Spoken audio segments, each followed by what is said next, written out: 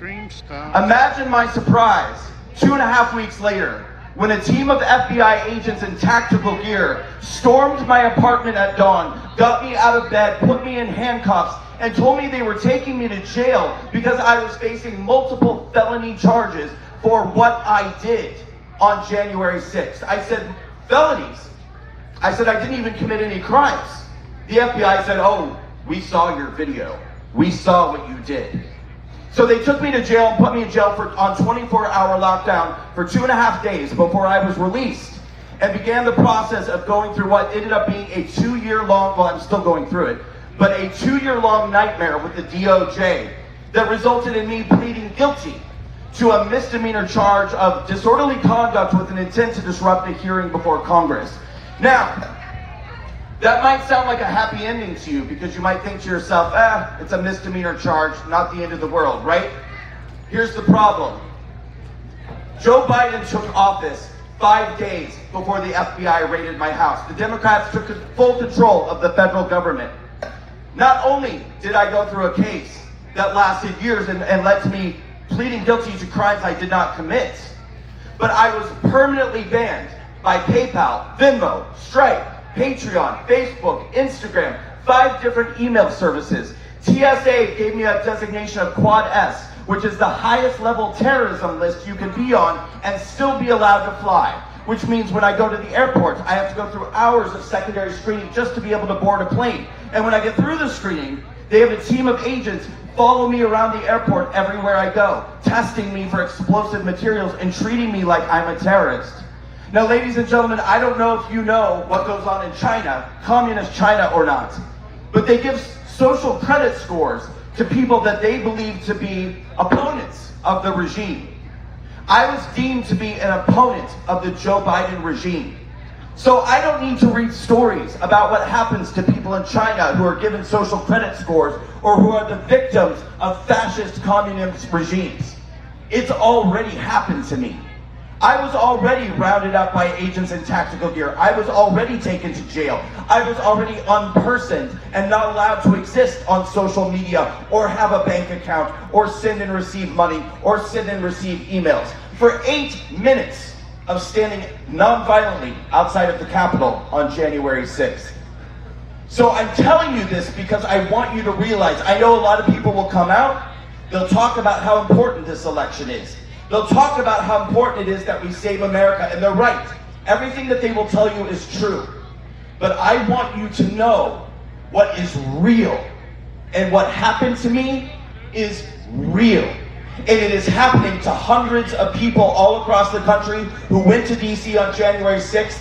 It is happening to people who kept their businesses open during a draconian government shutdown. It's happening to people who decided to go to church during 2020 when the government told them they weren't allowed to go to church.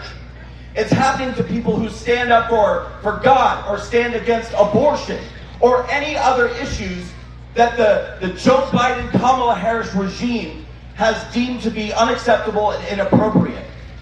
Ladies and gentlemen, please heed my warning.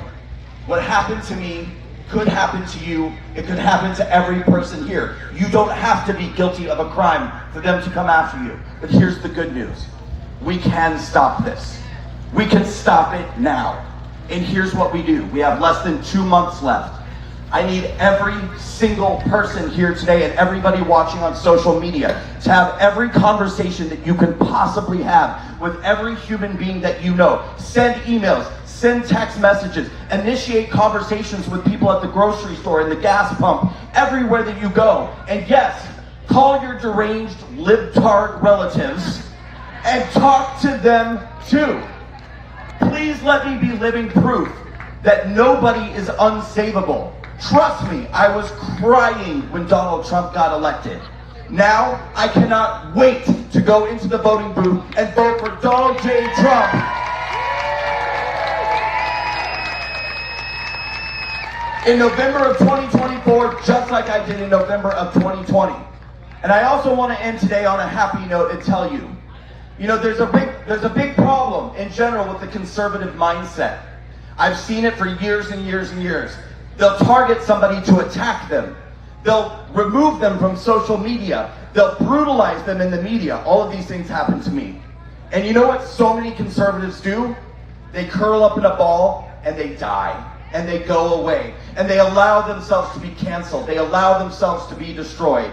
Let me say very clearly, I did not work as hard as I worked and build everything that I build so that it could be taken away by a group of Marxists who think that they're going to step in and end the story of me, walk away, and my life. I will never stop fighting for America because America is worth it.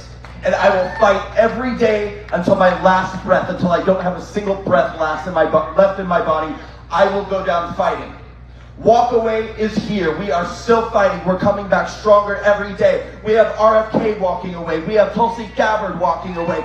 Every single day, Alan Dershowitz. We have public officials in Georgia and Texas and California. We are still being flooded every day with testimonials from people saying, this Democrat Party is not the party that I remember. This is not what I signed up for. This is a communist, Marxist coup takeover of a party that is attempting to take over our country. And we have to fight and fight and fight and fight like hell to stop them and to save America. And I'm going to end today by doing the exact same thing that Lucretia Hughes did. I want to hear all of you. Fight! Fight! Fight! Fight! Fight! Fight! Fight! Despite everything that I have been through, I'm not giving up. I picked myself up, I dusted myself off, and I got the hell back out on the battlefield. And that's exactly where I intend to stay. And I need all of you to be there with me. Fight for your country. Vote for Donald J. Trump in November. Thank you very much, ladies and gentlemen.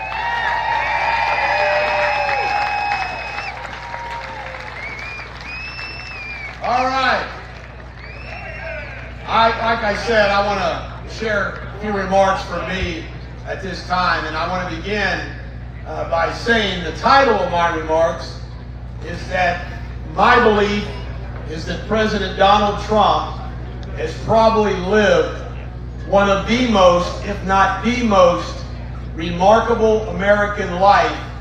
In addition to that, there is no question he is, without any doubt, the most incredible political figure in our history. And I would like to share my journey with Donald Trump so you understand where I am coming from and to put it in contrast with Kamala Harris's career. When I was in law school in the late 1980s, I read a book on vacation.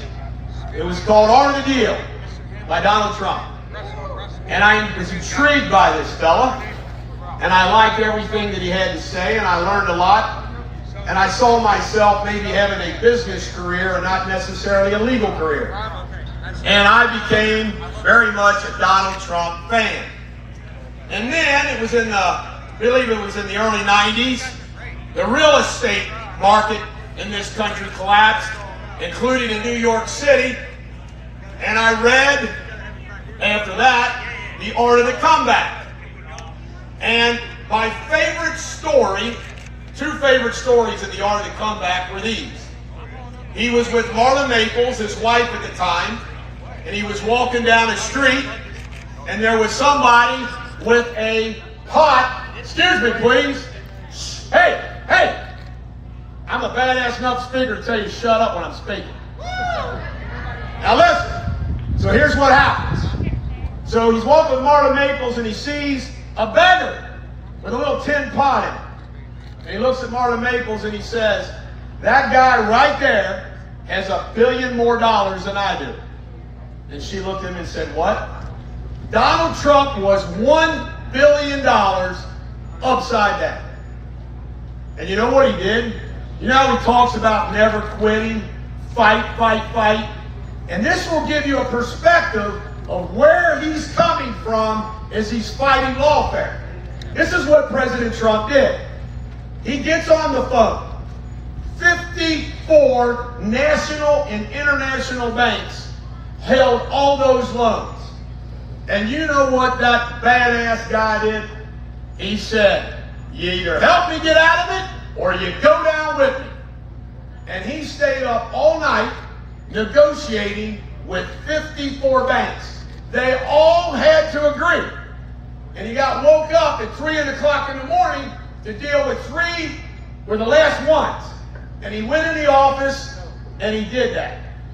And when I read that book, you know what that told me? Donald Trump is a fighter.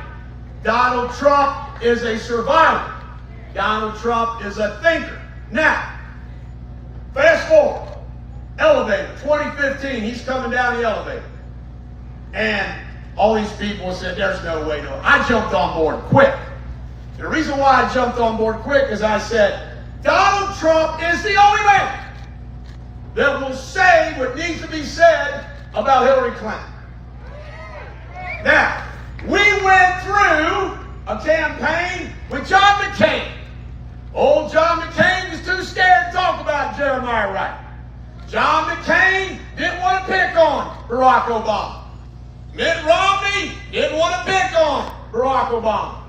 He suspended his campaign so the whale Chris Christie could give Obama a hug after that hurricane hit New Jersey. All right? So let's go back again. Donald Trump, you can't make this up. He gets some money from his dad, Fred. Now, do you know how many people are born into a little bit and they squander it? How many people end up broke? How many people end up busted? Their lives torn apart? There's a lot of people who are born with silver spoons in their mouth and they don't amount to anything. Donald Trump took that money and became a multi-billionaire in Manhattan real estate. He did that. Then, after conquering real estate and becoming a billionaire, what else did he get involved in? Sports, USFL, the New York Generals, beauty pageants, Miss USA, Miss Universe, and on top of all that, he conquered Hollywood with The Apprentice. You tell me what American who has ever lived, and I know them all. George Washington, great general, founder of our country. Abraham Lincoln, saved our country. There have been a lot of Americans, but no American has ever, in the history of this country, billionaire businessman, conquered Hollywood, playboy, let's call it the way it is, and then decided to be president. Now, here's what he does. He gets elected president 2016. I know the inside stories. It was a little unexpected all the way up to election night. But guess what? This is what this man has endured. First, Barack Obama starts spying on his transition team. Starts taping at Trump Towers. Obama does that to him. Then, his wimpy AG Jeff Sessions resigns. Special prosecutor, Mueller investigation. Then he had to go through not one, but 2 impeachments. The United States, for 4 years, had to endure Mueller investigation. 2 impeachments.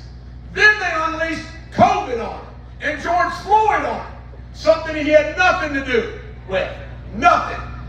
He did the best he could. Read Scott Atlas's book. He did the best he could. He stuck with Fauci. He stuck with all these people. Then what do? You're not going to tell me that miraculously they stopped counting the votes all at the same time in Milwaukee, in Atlanta, in Philadelphia, in Detroit, Michigan. Are you kidding me? Bullshit. They did steal the election. They come up with mail-in ballots, COVID, all of that. So this man then has to endure all the persecution from January 6th. Then he has to endure not 1, not 2, not 3, but 4 bogus legal prosecutions. And a bunch of civil lawsuits where some ugly woman, I apologize, claims he raped her in a store. Now think about this.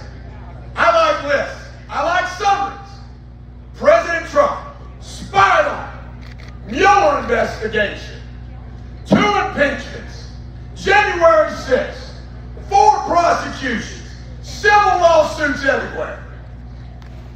There has been no man in the history of the United States that has been so unfairly prosecuted, investigated, and if he was such a crook, if he was such a bad guy, after all of that, the only thing they got is this so-called violation of a campaign dealing with storming. Think about that. As much as this guy was in New York business, if he was a crook. So you take all that together. This man has been martyred. I say it all the time on my show.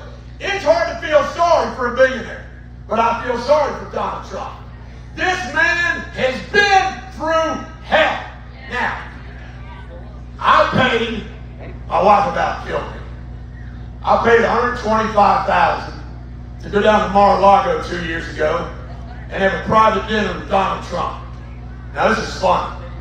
I thought for $125,000 it was just going to be me and him sitting at a table. It was me and 20 other people. We were in the Mar-a-Lago dining room in a big square. I love telling this story. Now I'm going to close my remarks. This is a great story. There's President Trump. To the right of him is some billionaire that used to be in the garbage disposal business, and his wife. To the right of him, which was to the left of him, which to the right of me, was some really nice but pretty weird California billionaire. Then me, then Kimberly Guilfoyle, then Matt Whitaker, then on the other side of her was some Texas billionaire. Ted Cruz's wife, which still kind of cracked me up. I was wondering why it took Ted Cruz so long to endorse Trump. He was in that room. So get this. They're all talking. President Trump's eating. He didn't eat his dessert. He's talking. A couple of people ask questions. I'm the only non-billionaire that's in the room. I decided I'm going to ask a question. I'm the bulldog. I said, Mr. President, I got to ask you one question. And it's this. You went through hell, but you saved this country. Are you willing to go through hell again to save this country? And guess what all the billionaires did? They all started clapping. I was like, damn. And the president made it clear, without answering the question directly, that he had to wait a little bit longer to file due to some of the laws that kick in. After that dinner, I think Kimberly Guilfoyle might have slapped me for asking a question. I'm joking. This big, tall Texas billionaire comes up. He goes, I just want to tell you, as you can see, that was a great question, and everybody in the room really loved your question. I said, I'm glad they loved my question. But here's my point. And I'll close with this.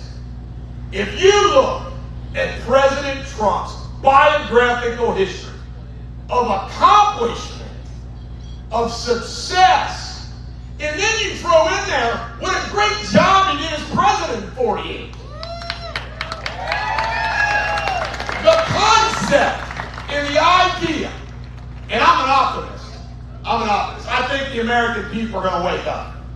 The concept and the idea that this country could elect someone who started a political career after kneeling before Willie Brown, district attorney, attorney general, United States Senate, vice president, all because she's a black woman.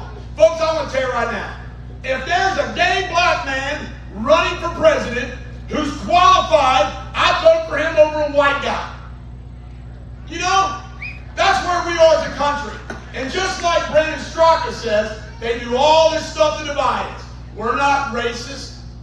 And what they do is they hate MAGA.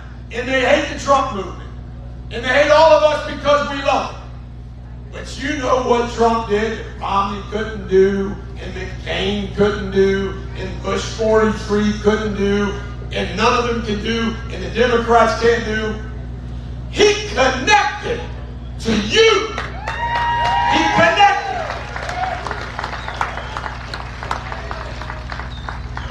The Republican Party establishment are teacup country club Republicans. MAGA is for the people. And President Trump goes through hell for us. And I remember what Diane D'Souza said. The Democrats, you can come to the Democrats and say, your guy just got caught in bed with a dead goat. And the Democrats would say, so what? And if they come up to Republicans and say, oh, they caught you with a live woman. Oh, I can't vote for my guy.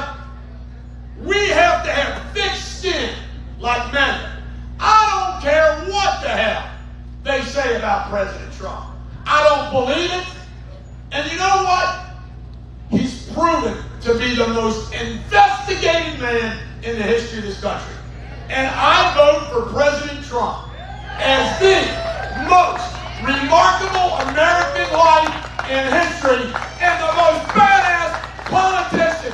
Let's go out and vote and elect Donald J. Trump.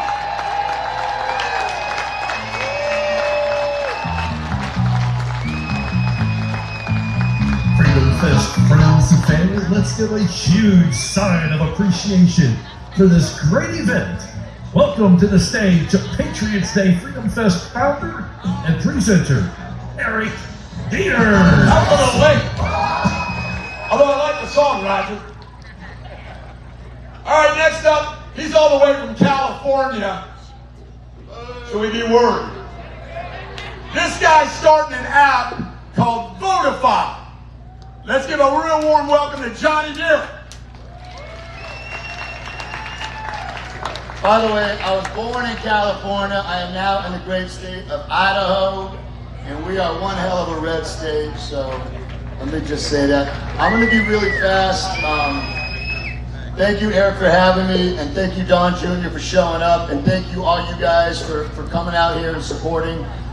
My message is a very important one. I'm the founder of Votify Now. It is an election integrity app, and we have a video. I don't know if we're going to play the video. I don't know that we necessarily have time to play the video, so I'm going to really be brief.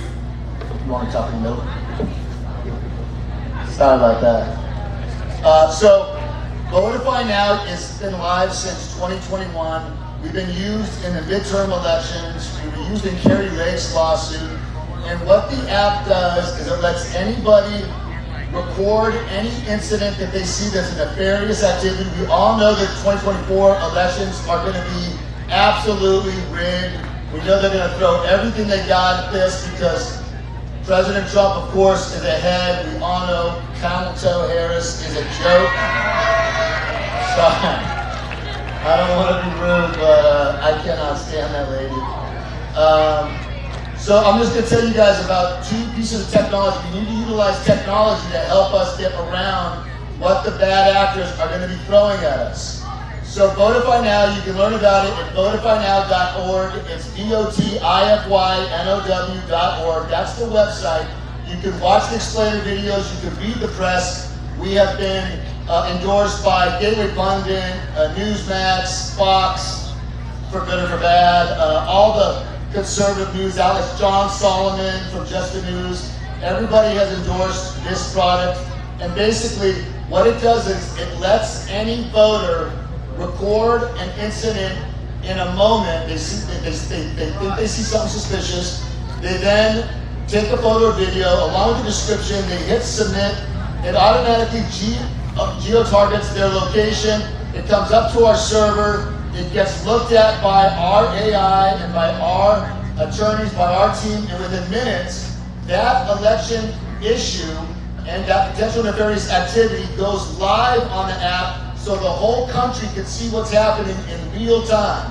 And this is critical to try to help cut down on the nefarious activity. I use the analogy of if there is a bank robber robbing a bank, in the middle of the night, and there are cameras and people showing that bank robber in action in real time, you can imagine they're going to get away with a lot less stealing. So we encourage everybody to please use the app. It's free. It's been live since 2021. We do not take any donations. We have created this all out of our own pockets. And again, it's live for anyone to use. It's VOTIFYNOW.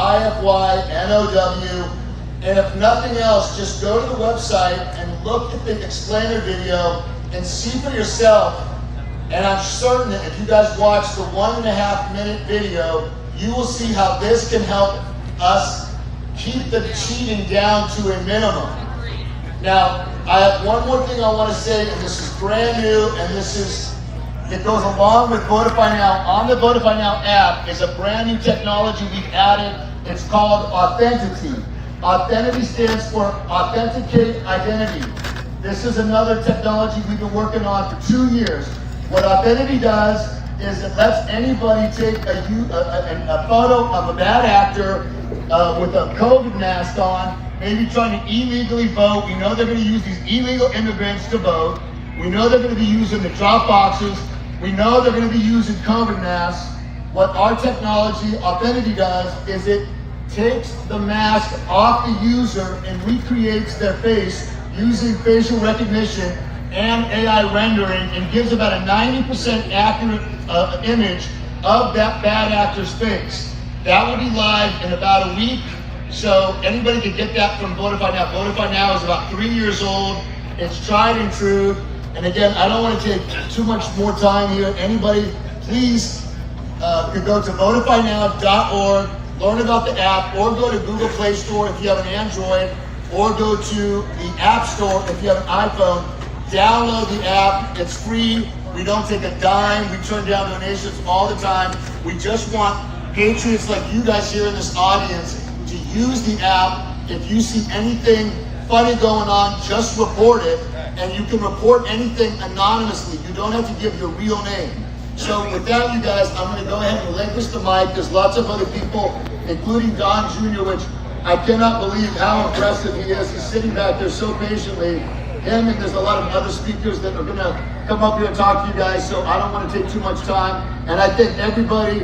Also, I want to thank, by the way, Tammy Nolan and the team at our Votify Now booth. Please stop by the booth and pick up a flyer, or just download the app.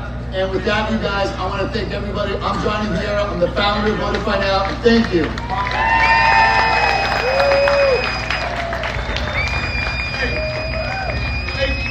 Hey guys, I got supposed to make an announcement.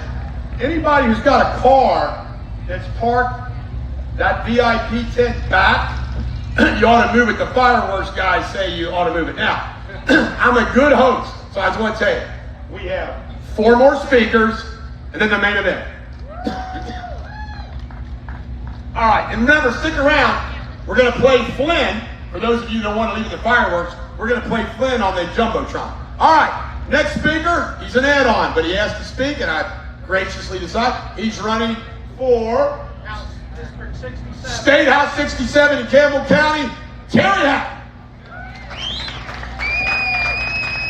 Thank you, Kentucky. Hey, real quick, who's here from Campbell County? Kenton County. Boone County. Okay, just quick introduction on myself. I'm an Army veteran. I had the honor of being installed in the Kentucky Veterans Hall of Fame this past weekend. A very unknown, I'll say silent thing within the state of Kentucky that's a great thing. One of the issues that you need to keep an eye on this election, illegal voting is on the ballot. Okay, so we've got to get people out to vote. People need to come out and vote. That's what we need. I'm running for District 67, far from being a politician, but I am in the game to make the state better, to make Northern Campbell County better. And again, thank you. We love you, Donald Trump. We love you, Kentucky.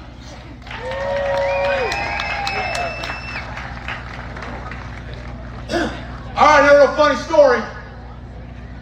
If you read one chapter of my book, The Butcher of Pakistan, or listen to one chapter of my book, The Butcher of Pakistan, you got to do the chapter where I'm in jail for 8 days for telling a judge he was evil. You will laugh your ass off in my 8 days in the Hamilton County Justice Center. There are some wild stories. However, I was put in a G-pod. I'm never going to forget G-pod. And I was kept safe in the Hamilton County Justice Center for 8 days. Except this is funny.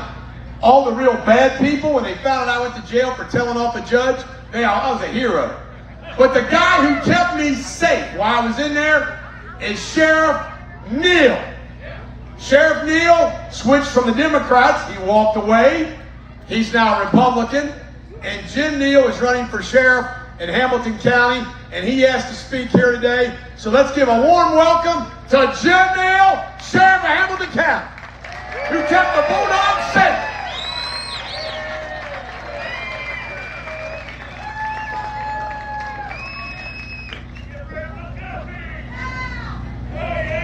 I'm going to raise these mics. I'm 6'5". Greetings all.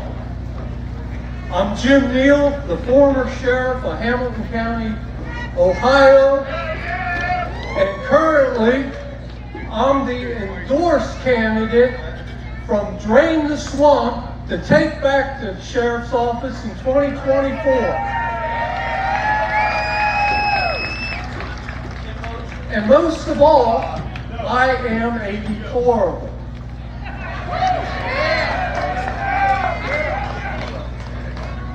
Welcome to Morning View. Welcome to Independence, Kentucky. Home of Eric and Mary Dieters. Home of the Simon Kenton Pioneers. And the home of my wife, Kimberly Noel Neal.